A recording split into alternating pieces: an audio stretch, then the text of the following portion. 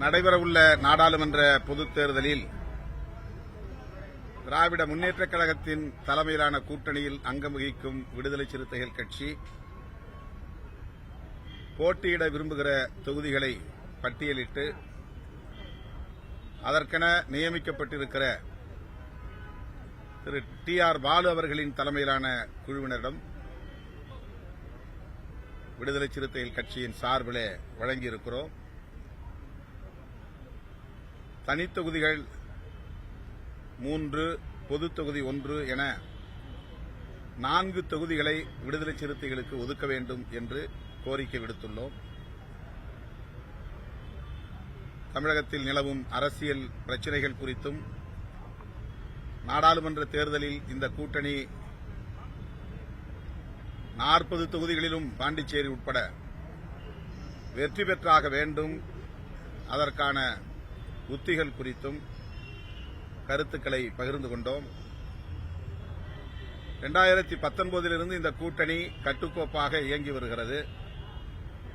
அகில இந்திய அளவில் இதுபோல ஒரு கூட்டணி தொடர்ந்து பல தேர்தல்களை சந்தித்த கூட்டணி என்றால் அது திமுக கூட்டணி மட்டுமாகத்தான் இருக்க முடியும்.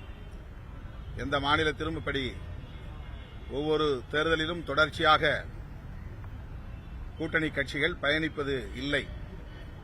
தமிழ்நாட்டில் பிஜேபி தலைமையிலே ஒரு கூட்டணி அதிமுக உட்பட உருவானது. ஆனால் அது எப்படி இன்றைக்கு சிதறி கிடக்கிறது என்பதை நாம் அறிவோம். அவ்வாறு இல்லாமல் கொள்கை சார்ந்து இயங்கக்கூடிய ஒரு கூட்டணியாக திராவிட முன்னேற்றக் கழக கூட்டணி இயங்கி வருகிறது. மேலும் அது இந்தியா கூட்டணி என்கிற அளவுக்கு விரிவடைந்திருக்கிறது. அகில இந்திய அளவில் 28 கட்சிகள் அங்கம் வகிக்கக்கூடிய ஒரு பெரும் மெகா கூட்டணியாக உருவாகி இருக்கிறது. அந்த கூட்டணியில் விடுதலை சிறுத்தைகளும் அங்கம் வகிக்கிறது. அகில இந்திய அளவில் பாரதிய ஜனதாவை வீழ்த்த வேண்டும், ஆட்சி அதிகார பீடத்திலிருந்து அப்புறப்படுத்த வேண்டும் என்கிற ஒற்றை செயல் திட்டத்தை முன்வைத்து இந்தியா கூட்டணி இயங்கி வருகிறது. அந்த கூட்டணி உருவாக வேண்டும் என்பதில் விடுதலை சிறுத்தைகள் மிகப்பெரிய அளவிலே கருத்து பிரச்சாரத்தை மேற்கொண்டிருக்கிறது. அகில இந்திய அளவில் பல தலைவர்களை சந்தித்து அது தொடர்பான ஆதரவை திரட்டியிருக்கிறது. திராவிட முன்னேற்றக் கழகத்தின் தலைமையில் அகில இந்திய அளவிலே பாஜகவுக்கு எதிரான ஒரு கூட்டணி அமைய வேண்டும் என்பதை தொடர்ந்து மேடைகளில் வலியுறுத்தி வந்திருக்கிறோம், நேரடியாகவும் வலியுறுத்தி வந்திருக்கிறோம். அப்படி இந்தியா கூட்டணி உருவாவதிலே விடுதலை சிறுத்தைகளுக்கு ஒரு பங்கு இருக்கிறது. இந்தியா கூட்டணியில் அங்கம் வகிக்கக்கூடிய திமுக தலைமையிலான மதசார்பற்ற முற்போக்கு கூட்டணி தமிழ்நாட்டில் 40க்கு 40 இடங்களிலும் வெற்றி பெறும். அதில் எந்தவிதமான பாதிப்பும் நேர்ந்துவிடக்கூடாது. இவற்றையெல்லாம் கருத்தில் கொண்டு எங்கள் கருத்துக்களை நாங்கள் பகிர்ந்து கொண்டோம்.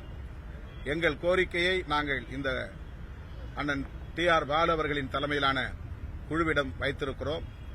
அடுத்த கட்ட பேச்சுவார்த்தையில் இறுதி முடிவு எடுக்கப்படும். தொகுதிகள் என்னென்ன என்பதை அப்போது அறிவிப்போம். 4 தனித்தொகுதிகளை கொடுத்து அதில் 3 கேட்டிருக்கிறோம். தமிழ்நாட்டில் மொத்தம் 7 தொகுதிகள் தான். அதில் 4 தொகுதிகள் வட மாவட்டங்களில் இருக்கிற சிதம்பரம், விழுப்புரம், காஞ்சிபுரம், திருவள்ளூர் ஆகிய தொகுதிகளை குறிப்பிட்டு அதிலே 3 வேண்டும் என்று கோரியிருக்கிறோம். பொது தொகுதிகளை ஒரு தொகுதிதான், 3 தொகுதிகளை எழுதி ஒரு தொகுதி கோரியிருக்கிறோம். பெரம்பலூர், மயிலாடுதுறை, கள்ளக்குறிச்சி ஆகிய தொகுதிகளை எழுதி கொடுத்திருக்கிறோம். இதில் ஏதேனும் ஒன்று வேண்டும் என்று கேட்டிருக்கிறோம். உடனே எப்படி ஓகே சொல்லுவாங்க? அடுத்த கட்ட பேச்சுவார்த்தை.